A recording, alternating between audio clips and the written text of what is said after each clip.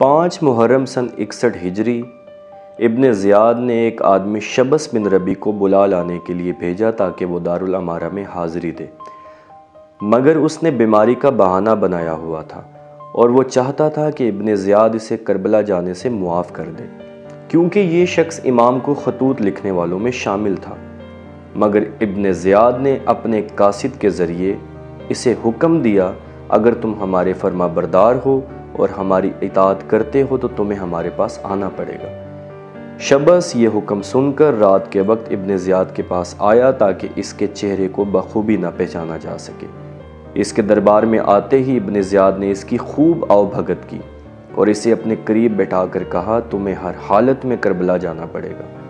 جسے شبس نے قبول کر لیا اور ابن زیاد نے اسے 1000 کا لشکر دے کر کربلا بھیج دیا۔ شبس بن ربی کے بعد ابن زیاد نے زہر بن قیس نامی شخص کو 500 سپاہیوں کا دستہ دے کر جسر سرات پر متعین کر دیا۔ جسر سرات ایک پل کا نام ہے کوفہ والے جس سے گزر کر کربلا جاتے ہیں۔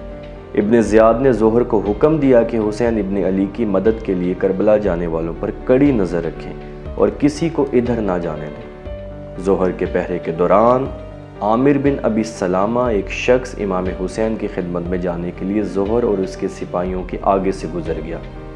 زہر نے اسے دیکھ کر کہا، مجھے معلوم ہے کہ تم حسین کی مدد کے لیے کربلا جا رہے ہو، لیکن میں تمہیں کہتا ہوں کہ واپس آ جاؤ۔ مگر اس نے واپس آنے کی بجائے اس پر حملہ کر دیا اور سپاہیوں کے درمیان سے گزر گیا۔ اب اسے روکنے کی جرأت کسی کو نہ ہوئی اور وہ کربلا میں حضرت امام حسین علیہ السلام کی بارگاہ میں پہنچ گیا اور آپ کی خدمت میں رہ کر میدان کربلا میں منصب شہادت پر فائز ہوا۔ مختلف روایات کے مطابق یزیدی لشکر اور ان کے کمانڈروں کی تعداد: حر بن یزید رہائی 1000 کا لشکر لیے کربلا میں موجود تھے، کعب بن طلحہ 3000، عمر بن سعد 4000، شمر ذوالجوشن 4000، یزید بن رکاب کلبی 2000، حسین بن نمیر 4000، مزائر بن روہینیہ مزانی 3000، نصر بن خرشہ 4000،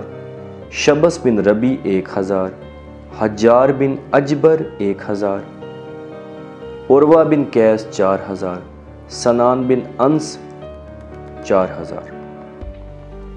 کل ملا کر تقریباً 35000 افراد امام حسین علیہ السلام سے جنگ کرنے کے لیے کربلا میں موجود تھے۔ امام حسین علیہ السلام کے لشکر کی تعداد مختلف روایات کے مطابق 72 ہے، جن میں 40 پیادہ اور 32 سوار ہیں۔ ایک روایت کے مطابق 127، جن میں 82 پیادہ اور 35 سوار۔ ایک روایت کے مطابق 145، جن میں 100 پیادہ اور 45 سوار۔ 170 بھی بتائی گئی ہے، جن میں 100 پیادہ اور 70 سوار موجود ہیں، لیکن سب سے مشہور تعداد 72 ہے، جن میں 40 پیادہ اور 32 سوار ہیں۔ 6 محرم سن 61 ہجری ابن زیاد نے عمر سعد کو اس مضمون کا خط لکھا،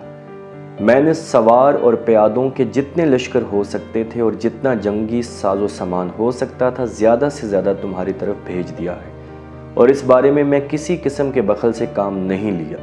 اب تمہیں خبردار ہونا چاہیے کیونکہ تمہاری دن اور رات کی رپورٹیں مجھے مل رہی ہیں۔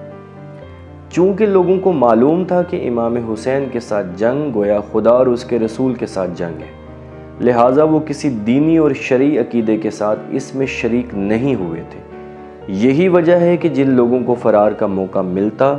تو وہ اس لشکر سے بھاگ جاتے تھے، مگر چونکہ دشمن کی سختی اپنے عروج پر تھی لہٰذا کسی کو فرار کا بہت کم ہی موقع ملتا تھا۔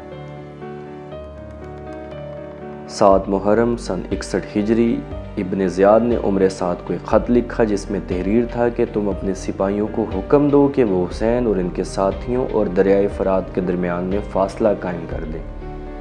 اور خیام حسین تک پانی کا ایک قطرہ نہ پہنچنے پائے۔ ابن زیاد کے حکم کے مطابق عمر سعد نے فوراً عمرو بن حجاج کی سرکردگی میں 500 سواروں کا ایک دستہ دریائے فرات کے کنارے پر متعین کر دیا، جنہوں نے بڑی سختی کے ساتھ دریا کی نگرانی کی اور خیام حسینی تک پانی کی ایک بوند تک نہ پہنچنے دی، اور یہ غیر انسانی سلوک امام حسین علیہ السلام کی شہادت کے 3 روز قبل کیا گیا۔